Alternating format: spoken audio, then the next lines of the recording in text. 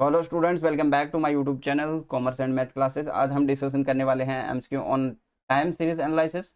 और I hope आप लोगों ने एमसीक्यू बैच के अंदर इनरोल कर लिया होगा, जो कि आपका बेहतरीन कोर्स है। ठीक है, और इसके अंदर हम स्टैट्स, इकोनॉमिक्स, मैथ्स, इकोनॉमिक्स और कंप्यूटर के क्वेश्चंस डिस्कशन करने वाले हैं।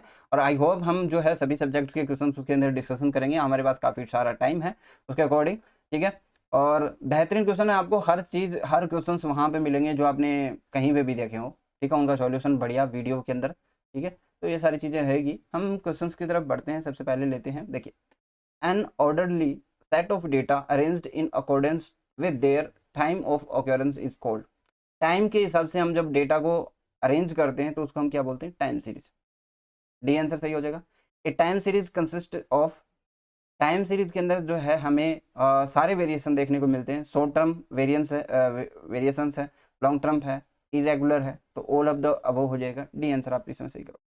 Secular trend can be measured by, तो इसके अंदर हमारे पास फोर्थ मेथड रहते हैं।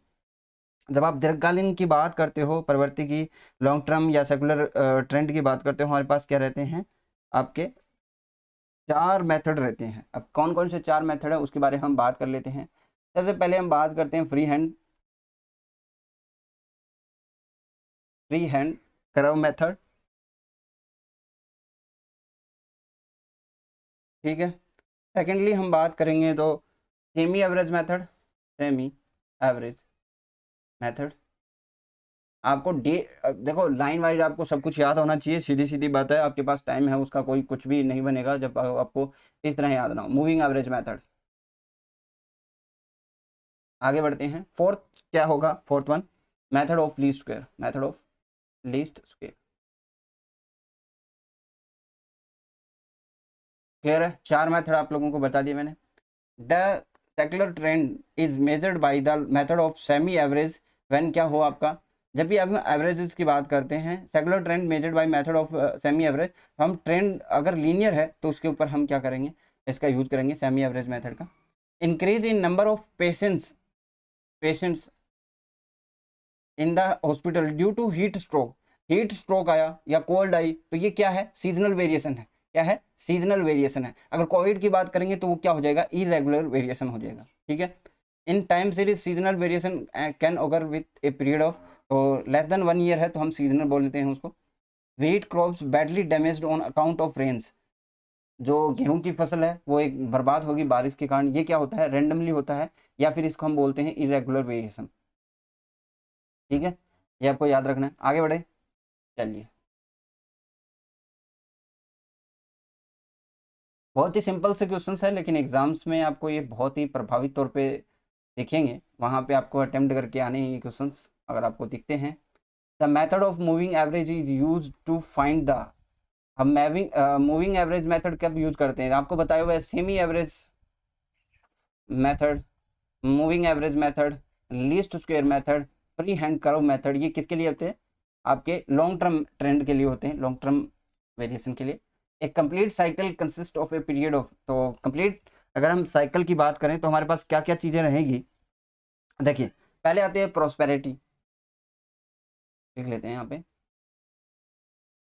प्रोस्पेरिटी। ठीक है, प्रोस्पेरिटी के बाद आपका रिसेशन होता है। देन आपका क्या आता है? रिसेशन के बाद आपका डिप्रेशन। डिप्रेशन के बाद आपका क्या आता है? रिकवरी। तो ये क्या होता है? एक साइकिल होता है। ठीक है, बिजनेस साइकिल जिसको हम बोलते हैं। तो यहाँ पे आपका क्या हो जाएगा?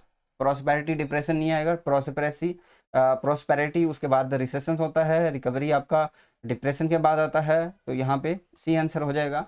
एक complete cycle passes through four stages के थ्रू ये होता है। आपका प्रोस्पेरिटी, उसके बाद आपका रिसेशन, रिसेशन के बाद आपका डिप्रेशन, डिप्रेशन के बाद आपका recovery. P R D R हो जाएगा ये, आप शॉर्टली याद कर लो इसको, पी आर डी आर हो जाएगा। पी आर डी आर, ये एक कंप्लीट साइकिल होता है। मोस्ट फ्रीक्वेंसी हम यूज करते हैं mathematical model of a test series, time series. कौन सा हम यूज करते हैं? हम गुणात्मक जो है मॉडल यूज करते हैं सामान्यतः। In a straight line equation y बराबर a प्लस बी एक्स, यहाँ पे a क्या है, a जो है वो बिंदु होता है जो y एक्स पर काटेगा, इंटरसेप्ट करेगा, ठीक है, तो ये y इंटरसेप्ट पॉइंट होता है। अगर हम b की बात करें तो ये स्लोप होता है, ठीक है, स्लोप होता है। In a straight line equation y बराबर a plus B X, b is the, क्या होगा, b क्या होता है आपका, स्लोप होता है। Value of b in the trend line y बराबर a plus B X is, ठीक है, तो ये b जो है आपका नेगेटिव भी हो सकता है, पॉजिटिव भी हो सकता है, ठीक है। जब आप प्रैक्टिकल क्वेश्चन करोगे तो मैं आपको बताऊंगा कि ये नेगेटिव भी होगा और पॉजिटिव भी होगा। चलिए नेक्स्ट क्वेश्चन की तरफ चलते हैं। In semi average method we divide the data two equal parts में करते हैं। अगर मान लो कि आपके पास 9 संख्याएं हैं, क्या करोगे, 4 और 4 में डिवाइड कर दोगे और बीच वाली संख्या छोड़ दोगे, ठीक है।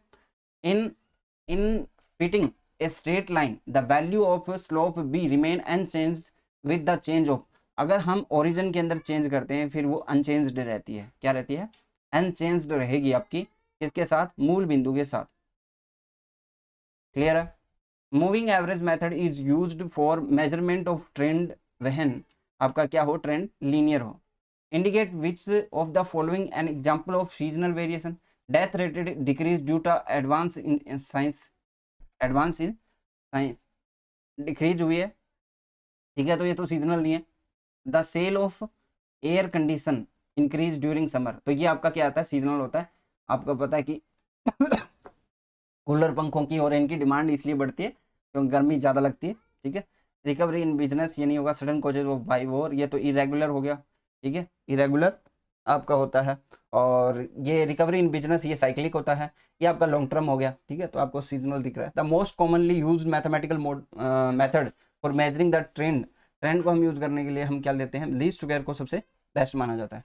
A trend is better fitted trend for which the sum of square of residual is, तो ये मिनिमम होगा, तो आपका बेस्ट बेटर फिट रहेगा ट्रेंड के लिए, क्या होना चाहिए, मिनिमम होना चाहिए। तो ये आपके 20 क्वेश्चन थे। आई होप आपको ये कुछ तो समझ में आया होगा।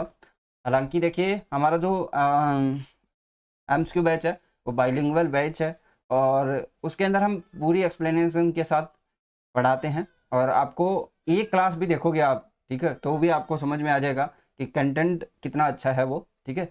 आप वहाँ जहाँ पे जाओगे आपको थ्योरी पढ़ा दी जाती है, क्वेश्चन सोल्व नहीं करवाए जाते, या फिर क्वेश्चन करवाए हुए हैं तो उनका बेटर एक्सप्लेनेशन नहीं दिया हुआ, ठीक है।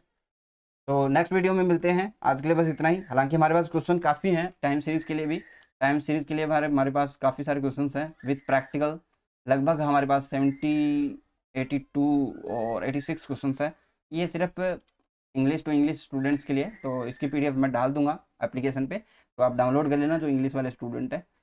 क्योंकि देखो एक चैप्टर होता है ना, उसके अंदर कितने क्वेश्चन बन सकते हैं, अगर आप मैक्सिमम क्वेश्चन सोल्व करके जाते हो तो मेरे हिसाब से कुछ नहीं बचता। तो इसलिए मैं रिकमेंड करता हूँ कि एमसीक्यू बैच को आप 2-3 बार देख लो, तो आपको कोई ना कोई पॉइंट जो आपका नहीं समझ में आ रहा है, या फिर ऐसा क्वेश्चन जो, ऐसा चैप्टर जो नहीं समझ में आ रहा है, उसके क्वेश्चन तो याद रहेंगे, ठीक है। नेक्स्ट वीडियो में मिलते हैं, थैंक यू।